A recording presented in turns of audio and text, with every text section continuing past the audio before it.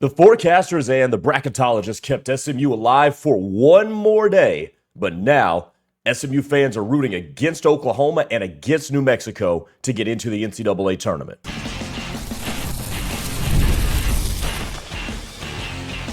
You are Locked On SMU, your daily podcast on the SMU Mustangs, part of the Locked On Podcast Network, your team every day. What's up and welcome to this Friday edition of Locked On SMU on the Locked On Podcast Network, your team every single day. Appreciate you guys as always making us your first listen of the day. My name is Grayson Singleton, host of Locked On SMU, and our show today is brought to you by 5 Hour Energy. Have your cake and drink it too. Birthday cake flavor is back with no fork needed. Vanilla-y, cakey flavor, caffeinated kick and no sugar. It's party time. Order now at 5hourenergy.com or on Amazon. Coming up on the show today, we will get to Oklahoma and New Mexico. Plus, what happens if Andy Enfield's SMU team is left out? My answer might surprise some of you. Plus, is SMU not deserving of an NCAA tournament bid? Interesting answer coming up at the end of the show, so stay tuned for all of it. But let's start with the big news of the morning, and one that kind of surprised me. According to ESPN's Joe Lunardi, SMU is the third of the final four that are going to be in. Not the last. So SMU still has kind of a cushion, but Texas slid all the way back to the last team in, according to ESPN, keeping SMU with a little bit of a buffer between them and Oklahoma or them and New Mexico or them and any other bid thieves. We already know we're going to get one in the MAC because Miami of Ohio fell to UMass yesterday by 4, which if you've been following Miami of Ohio, you figured that was going to happen at some point. But as it pertains to how the bubble currently sits, SMU's rooting guide is you need Oklahoma to lose and you need New Mexico to lose to San Diego State. Now, New Mexico losing to San Diego State would eliminate the Lobos, yes, but it would also keep San Diego State alive. Now, the thing with San Diego State is that they're playing from a little further behind. So they've had a little bit more work to do and will still have more work to do before they really challenge SMU. The more imminent threat is Oklahoma because Oklahoma has won 7 in a row, and that's going to matter to the NCAA selection committee. Now, I do not think the Sooners get in if they lose tonight to Arkansas. I've always been of the mindset, I've said it on this show, I've said it on my shows here in Norman, in local radio, that the Sooners need to get to Saturday in the SEC tournament to get to the NCAA tournament. So I do not think that a loss today, even though they beat South Carolina and Texas A&M on the road through the SEC tournament, is enough to get them in. I think they've got to beat Arkansas today, and quite frankly, I don't think they will. Something tells me the luck's going to run out here.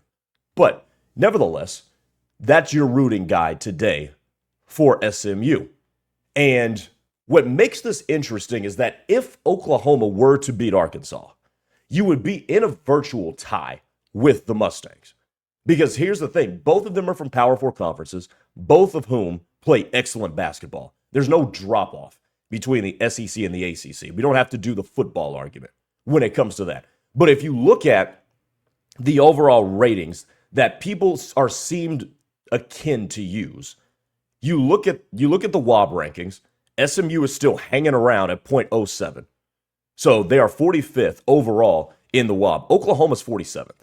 Now, a win over Arkansas probably changes that. But as it stands right now, SMU has the advantage in the WOB rankings.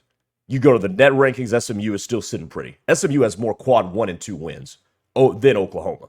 So while Oklahoma is sitting at 3 quad 1 wins and 6 quad 2 wins, SMU is sitting way above the Sooners, by the way, who are 52nd in the net.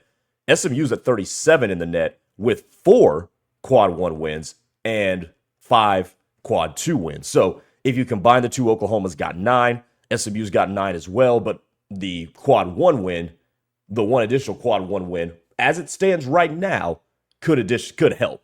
And that might change later on in the day once that gets updated. So stick around for that. But right now in the net, SMU hanging around at 37, Oklahoma, by the way, has jumped to 47. It just updated seconds ago. So Oklahoma's making the jump. SMU still got the edge.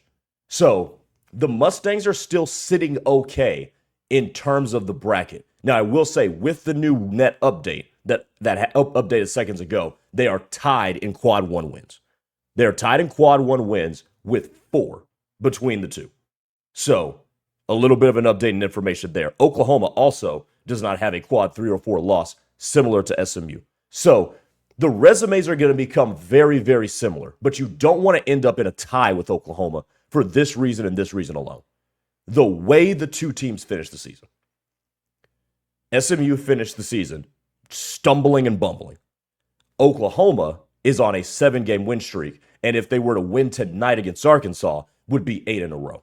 So that is something you want to avoid. Now, here's the curious thing about all of this, is that according to the bracketologists at ESPN, SMU's got a buffer between them and Oklahoma, and that is the Texas Longhorns. Now, Texas is an interesting story because if I'm doing this correct, the Longhorns do not have 20 wins. They right now are sweating out Selection Sunday with a record of 18-14. And that becomes curious because even though the Longhorns have long been considered an NCAA tournament team, they too did not finish the season very well, including a loss to Oklahoma in the regular season finale. So if we end up with a 3-way tie here, I like SMU to get in as one of the 3 teams competing for the final 2 spots. Now, if New Mexico were to enter that picture and it become a 4-way stop, I would probably favor Oklahoma and New Mexico in for those final 2 spots. But if it's a 3-way that does not involve New Mexico, which is why it's important that New Mexico loses tonight to San Diego State, if it becomes a 3-way tie for 2 spots between SMU, Texas, and Oklahoma, I'm going to think Oklahoma gets in because of the way they finished the season. Plus, that win over Arkansas would be pretty massive. But if I would probably drop Texas because Texas will have the fewer wins among all of the 3, even though they may have a higher net ranking, the Longhorns, who currently sit at 42. So right now, Texas is at 42 in the net. Higher than Oklahoma, lower than SMU, which I think is good. Texas has more quad 1 wins. Texas has fewer combined quad 1 and 2 wins than both Oklahoma and SMU. So, again, ways you can manipulate the rankings to fit whichever narrative you want to push. I understand that. But the way they finish the season matters. Oklahoma wins that. Raw net ranking, SMU is going to win that. Overall resume should keep SMU alive in this regard. Number 1, they have won 19 games. They are 19-8 with BJ Edwards. That is a startling contrast to how they finished the season without him. If you can prove that BJ Edwards is coming back for the NCAA tournament, that could be enough of an argument to get you in. Plus remember this with SMU. They've got a top 20 offense in the country. That is going to matter. And that is something neither Oklahoma nor Texas can say on either end of the floor, offensively or defensively. So when you look at SMU from that perspective, in a 3-way tie, resume, how you ended the season, which doesn't go in their favor, availability of players, and something that is your identity, that is one of the best in the country, the Mustangs get in.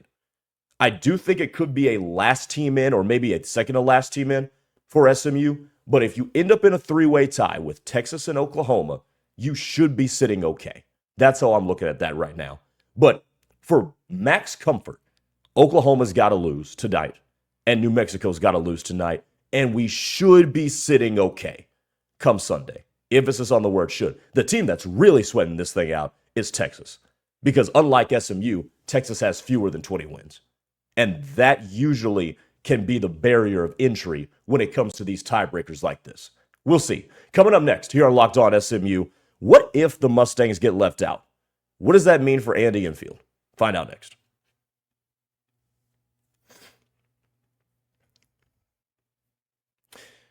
But first, we got to tell you about our friends at FanDuel. College basketball is nonstop. Big games, tight spreads, momentum swings every single night. From early tip-offs to late-night West Coast shootouts, there's always action on the board. And now FanDuel is giving you a way to turn that energy into even bigger payouts and potential wins with a new college basketball parlay profit boost. You can build any college hoops parlay you want around rivalry games, ranked matchups, or whatever fits what you're looking for.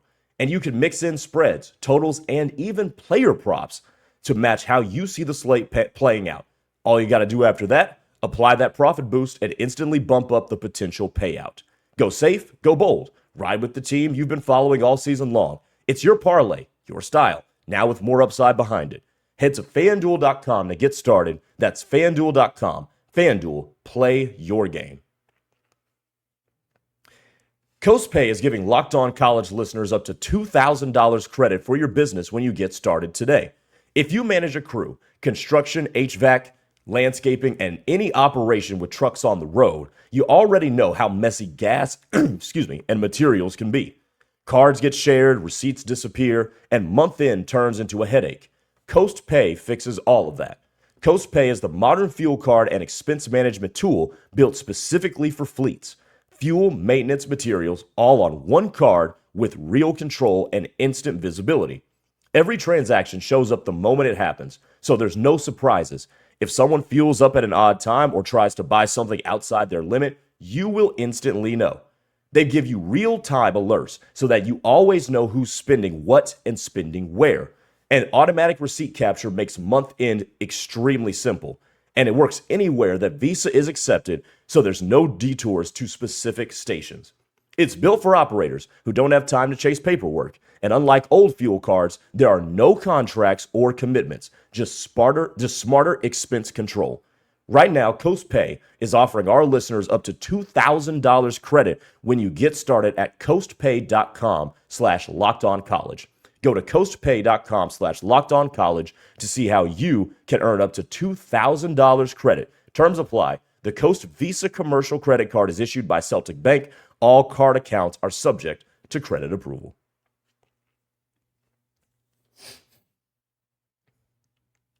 All right, welcome back to the show. Grayson Singleton, Locked On SMU on this Friday. Make sure you subscribe to the channel if you're new here, and if you like this video and want to see more coverage of SMU athletics, click that subscribe button so you can be a part of our growing community. Also want to tell you that if you've been thinking about joining the Everydayer Club, now is the time. Again, you get ad-free shows and access to our group chat on Discord. And if you're signed up before the NCAA tournament tips off, you can get into our Everydayer Club bracket pool on Discord for a chance to win some Locked On merch as well. Should be a lot of fun. Right now, you can use code MARCH to get your first month free. Head to lockedonsmu.supercast or click the link in the show notes to learn more.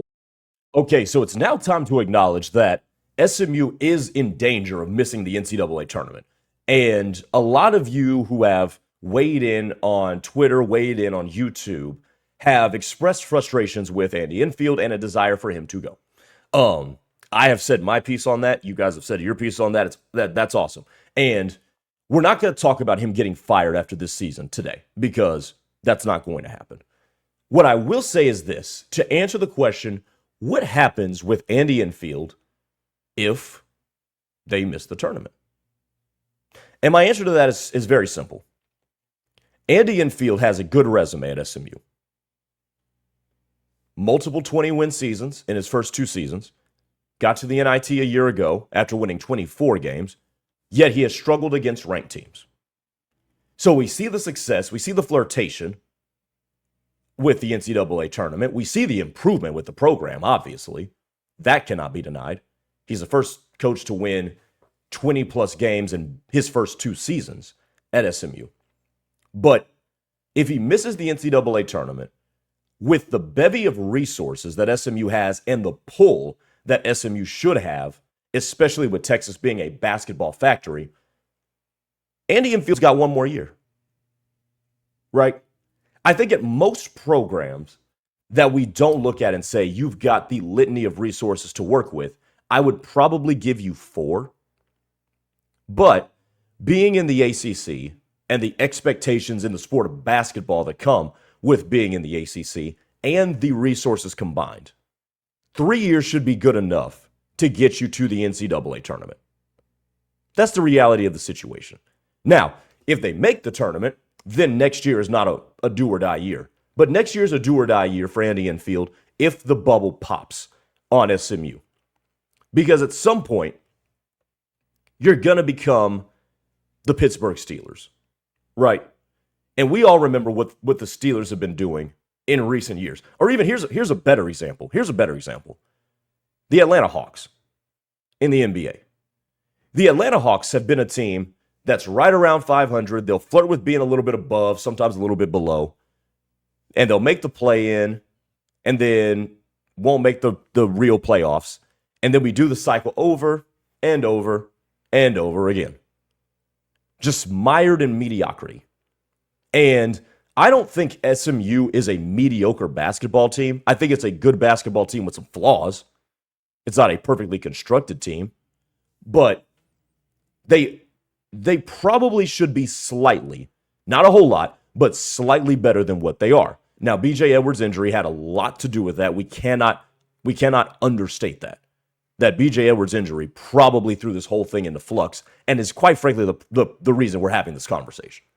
But all things in an optimal sense, if SMU goes 3 years without making the NCAA tournament, with the resources that have been invested and the location that it's in and the conference that it's in, no, yeah, he deserves to be up out of here after next season.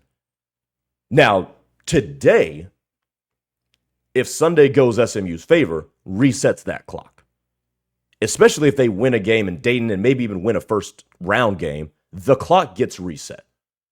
There is no one and done in 2026-27 for Andy Enfield if that happens. But what it goes to show is this. You got to put those resources to better use. Because what you don't want to do is have the fountain dry up. And that is, people get so disgusted with the coach that they pull the resources. And I don't think the people who have the money are disgusted with the coach at all. Because that $50 million gift doesn't come if that happens. But if you have those resources, they should be able to get a bunch of 3-and-D dudes and bigger guards. And roster construction is what I want to focus on here because SMU basketball doesn't have a GM. The roster is the responsibility of the coaching staff. That is a true fact, is that the coaches have to go out and find players and recruit them out of the portal and get them in. Another thing to notice here is that you are going to have a bigger point guard coming in Cam Lomax, who will be a sophomore next year. I mean, he'll be a freshman next year, excuse me. Coming out of Frisco Heritage High School. So that alone should fix some stuff and probably cover up for some of the issues that you've had because you've been going at it with a smaller point guard and an undersized one at that in Boopy Miller. So there are going to be some issues that are fixed just by virtue of, okay, you're going to have bigger people on the floor. Now, what kind of role does Cam Lomax play next year? I don't know. But whoever the guards are going to be bigger next year. I don't think SMU is going to be too elated, even though Boopy Miller gave you some awesome moments and gave you a lot of heart and great play, averaged 19 a game. They're going to see their issue was defense, and they're probably not going to be too willing to run it back with undersized point guards a second year in a row. Maybe they do, but if I were in charge, that would not be the way I would go. But for the Mustangs, here's the way you've got to look at this. If you're SMU, you got to get better at roster construction, and then you got to get better against ranked teams. It's that simple for me. You get better at you construct a better roster, and they don't have an awful roster because if you're able to keep Samet Igutolu and Jaden Toombs, I'm going to bank on one more offseason of development for them in terms of them really improving. So we've got the bigs covered. You got a dude that's 7'2", 270 pounds, and then Jaden Toombs, who is kind of a do-it-all guy at 6'10". I like that, as long as you're able to keep them. They have proven they're able to get a couple of good wings out of the portal. Got B.J. Edwards a couple of years ago. Got Jerron Pierre Jr. this year. Those were good evaluations. You need more of them. Another year of development of Jermaine O'Neal Jr. But if you can load this team up with two-way wings and get bigger at the point guard position, they should be good. That addresses your roster construction. And then by virtue of that, I think you get better against ranked teams. And it's not as if SMU is terrible against ranked teams. They pulled off the ACC opening game upset over North Carolina. So they are capable of beating big teams. They beat Louisville this year. They are capable of beating ranked teams, but they're not going to do it consistently with a roster that is of the archetype that it is right now. So Andy Enfield's got to get better at putting together a little bit of a better roster. And if he's able to do that, then I think the ranked wins start to come in bigger bunches. And next year, you're not on the NCAA tournament bubble. And if you still are and the roster has been tangibly better, then we can talk about Andy Enfield. Because at that point, you've been given 3 years. 3 years to me has always been the barrier of entry for having the conversation to fire coaches. 3 years. Not 1, unless you are just abysmal at your job. Not 2, unless you're, like what Jackson termed a special kind of awful. Andy Enfield does not fit that category. He's nowhere close to those categories. If you think so, then you don't know what bad coaching looks like, because it ain't that. So if we give him 3 years and roster construction has not improved and games against ranked teams has not improved, all right, now we'll have the conversation. And maybe SMU should move on if we get to 3 years with no NCAA tournament appearances. But if they make it this year, we're all good. If we make it this year, you still need to improve the roster. You still need to improve those things, but you're not under the same pressure that you would be if they missed the NCAA tournament this go-round. All right, coming up next, one more segment to go. Is SMU actually deserving of making the NCAA tournament? My answer might shock you. Coming up next.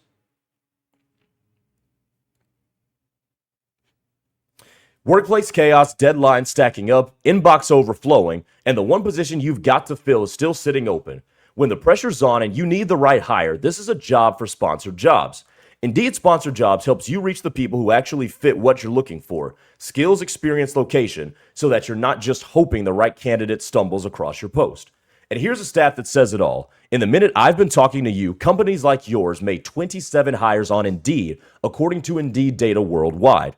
So if you're hiring, spend less time searching and more time interviewing candidates who check all your boxes with Indeed Sponsored Jobs. Make sure you can spend less time searching and more time actually talking to people who check your boxes. It's less stress, less time, and more results. When you need the right person to cut through the chaos, this is a job for Indeed Sponsored Jobs. And listeners of this show will get a $75 sponsored job credit to help get your job the premium status it deserves at Indeed.com/podcast. Just go to Indeed.com/podcast right now and support our show by saying you heard about Indeed on this podcast. Indeed.com/podcast. Terms and conditions apply. Need to hire. This is a job for Indeed Sponsored Jobs. Welcome to the 5-Hour Energy Flavor Draft with 18 different flavors to choose from, including new options like Confetti Craze, Fruity Rainbow, or Cotton Candy. There's something for everyone. The board is set, the flavors are ready, and I've got my number one pick. And how about we try this Cotton Candy flavor, man? You guys all grew up as kids going to the fair. I did too. And at stuff like that, you always come down with cotton candy. Give you something to remind you about your childhood with a sweet side of tasty caffeine with pure sweetness from start to finish. 5-Hour Energy shots give you a boost with zero sugar. Find your new flavor of 5-Hour Energy shots available online at 5hourenergy.com or on Amazon. All right, let's ask the question that is probably burning in everybody's minds and has split the SMU fan base down the middle. Does SMU actually deserve to be in the NCAA tournament? And the answer is a tricky one because the Mustangs look like a tournament team up until that California game. Because after the Louisville game, everybody's like, we're going to the NCAA tournament. The at-large chances stood at 94%. And it seems as now that the 6% has won out. But After that Cal game, when BJ Edwards got injured, a lot of things fell apart for SMU. They were able to get the one critical win they needed over Syracuse to really make this a conversation and carry us through the week, to be quite honest with you. But should the Mustangs actually get in the tournament? And the answer is yes. The Mustangs deserve to be in the tournament by default. Because if we're really looking at this from an objective perspective, and you look at the bubble in the form that it is in right now, where you've got teams like Missouri and SMU and Texas and Oklahoma and Auburn and Indiana and New Mexico occupying the last four in and the first four out, along with San Diego and the next four out, along with Stanford, we can reasonably say this. None of them deserve to be in the NCAA tournament. None of them. Not Missouri, not SMU, not Texas, not Oklahoma, not Auburn. None of them. Like, SMU's case for being in the NCAA tournament, even though they've got a top 40 net ranking, is very simple. We're the best of the worst. I don't think that needs to be a divisive opinion here. They're the best of the worst. Missouri's cool. Missouri's good. Missouri's probably better than SMU. I'll give them that. But Texas is 18-14, barely above 500. Oklahoma at one point in time lost 9 games in a row and did not look good in doing so either. Auburn is barely above 500, and I think they're not good at all. Indiana just lost to Northwestern. New Mexico is, a solid team, but they don't play in a solid conference. None of these teams deserve to be in the NCAA tournament. And that's why I did the segment to end yesterday's show, that under no circumstances should the tournament be expanded. Because really what you're doing is one thing and one thing alone. Adding more games to get more profit. It does not serve the sport well. It does not serve the fans well. It does not serve the players and coaches well. To be quite honest with you, the only reason you expand the tournament is because the big wigs who would profit off of it would make more money. At the TV networks, at the NCAA, at some of the sites, maybe. I don't know how the logistics of that works. But the only reason you would expand the tournament is to gain more profit. Because us suckers would watch it. But in terms of does SMU deserve to make the tournament, the answer is, I guess. Because you look at the resumes of the teams competing for these last couple of spots, and SMU's better than Texas. Right now, pre-game against Arkansas, SMU is better than Oklahoma. SMU is definitely better than Auburn in terms of totality of resume. They're better than Indiana and New Mexico. But none of them are actually tournament teams. Like, how many of you think that any of those teams are top 40 teams in the country? You see my point? How many of them are top 35, top 30 in the country? I know I'm getting more and more restrictive here. But let's just set it at top 35. None of those teams are. So why expand the tournament? You've expanded it enough to where we're in the process of having this conversation and the position of some of these teams to get in. But the real question still remains, are any of these teams actually good? And I think SMU is good. They've had a good season. They're not great. They're not a bona fide contender. Like, if I was to tell you that none of these teams are capable of making the second round, there is a reasonable chance that 95% of you would agree with me. And that's not to poo-poo SMU's season. What it is saying, though, is that SMU is part of a weaker bubble this year. More an argument of not expanding the NCAA tournament.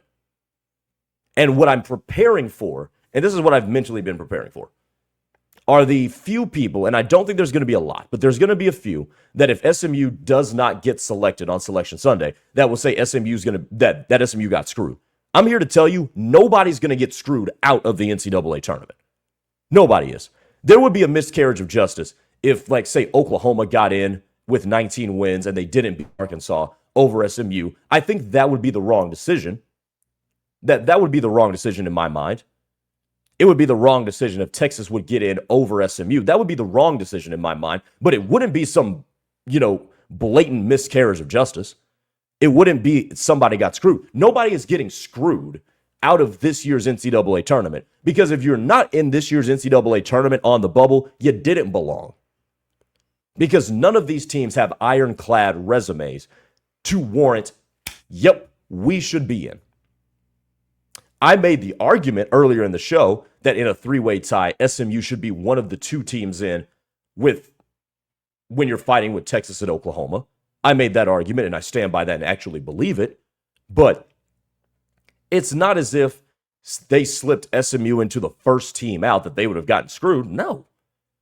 SMU's not going to get screwed out of the tournament. Neither is Texas. Neither is Oklahoma. Neither is Indiana. There's ample argument for all of those teams to be in the NCAA tournament, and equally as ample argument for them not to be. Because none of those teams took care of business enough during the season to warrant you should 100% be in. None of those teams did that. Each and every one of them in their own way, shape, or form has worked themselves into the position where it's going to be a coin flip as to whether or not they get in. Each of them. So it's interesting that we're in this day and age of talking about expansion when we look at the product and say, no, expanding the tournament will only dilute the product. And that's what this year's bubble teams, including SMU, has shown. And hopefully SMU next year will not be a part of this conversation. All right, that'll do it for Locked On SMU here on the Locked On Podcast Network. Appreciate you guys making us your first listen of the day. Hey, we're going to talk to you guys on Selection Sunday. We'll react to SMU's name being called or not being called. I'll talk to you guys then. Thanks for making us your first listen of the day. Check out the Everydayer Club. Go to the link in the show notes to learn more. We'll see you guys soon.